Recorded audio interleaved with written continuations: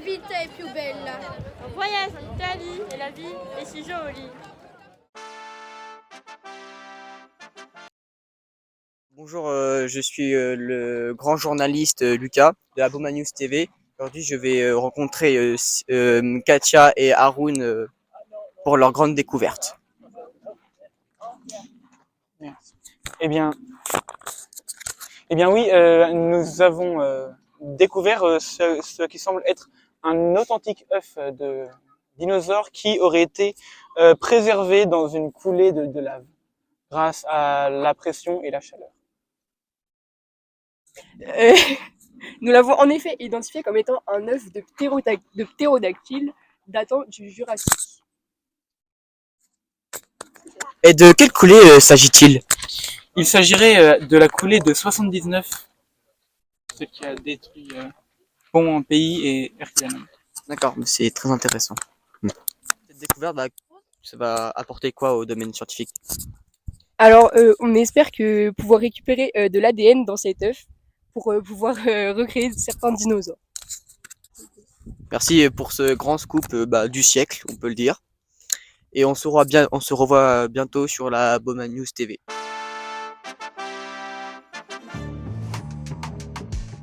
Ceci n'est pas une fake news.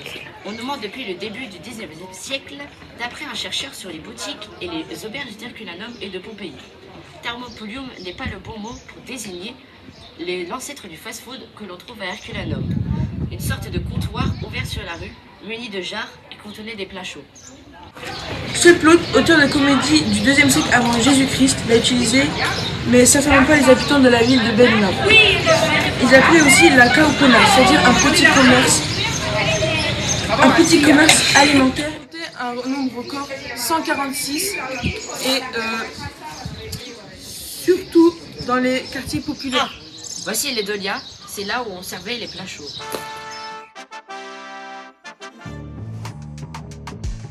Herculaneum est une ville romaine qui a été ensevelie par le Vésuve. Elle est beaucoup mieux conservée que Pompéi. On y a retrouvé des sculptures en bois et des papyrus. Nous avons retrouvé en tout 2000 papyrus dans la villa qu'on a appelée la villa des papyrus. Beaucoup d'écrits sont écrits en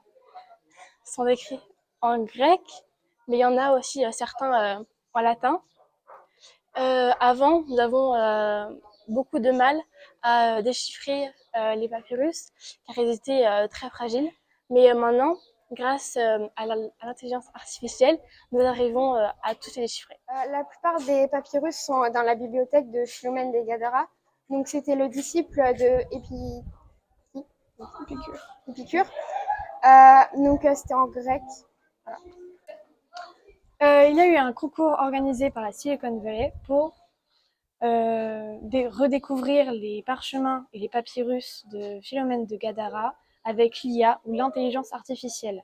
Entre autres, il y a eu des prix de moins d'1 million de dollars. En avril 2024, nous avons réussi à déchiffrer un parchemin qui disait où était le tombeau de Platon.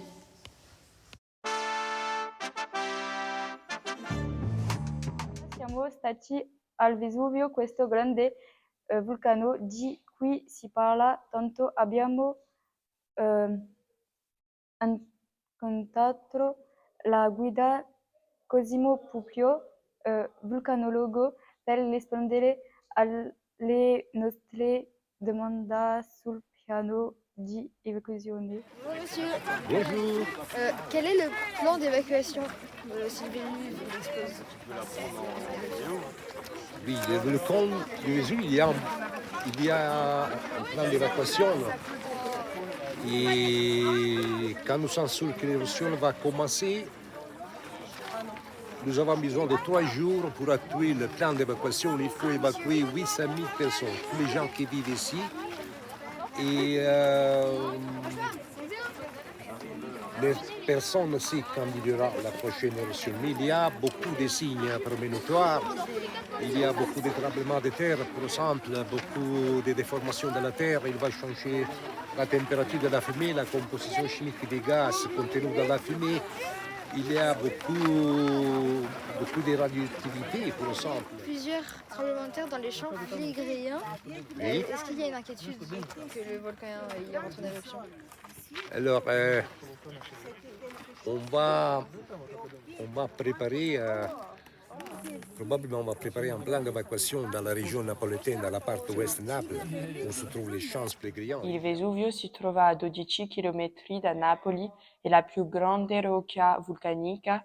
In caso di eruzione, piano di evacuazione si compone di la zona rossa, che contiene 25 comuni, e che è la più minacciata dal Vesuvio, poiché è la più vicina, quindi sarà evacuata prima in caso di eruzione. Poi c'è la zona gialla, che si trova intorno al rosso, contiene 63 comuni.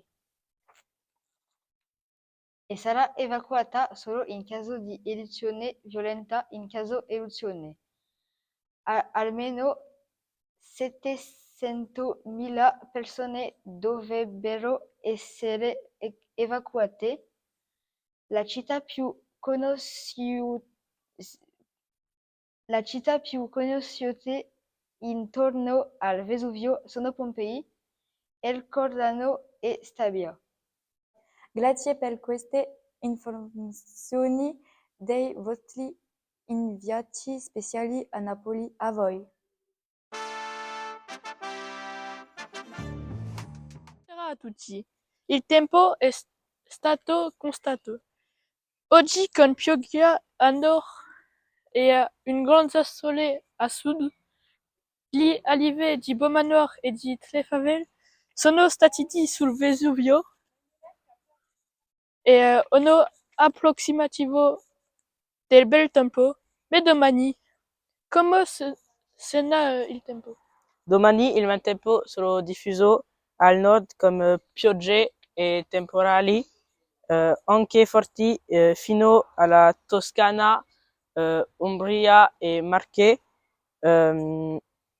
ma il cielo rimarrà sereno a sud fino alla Sicilia.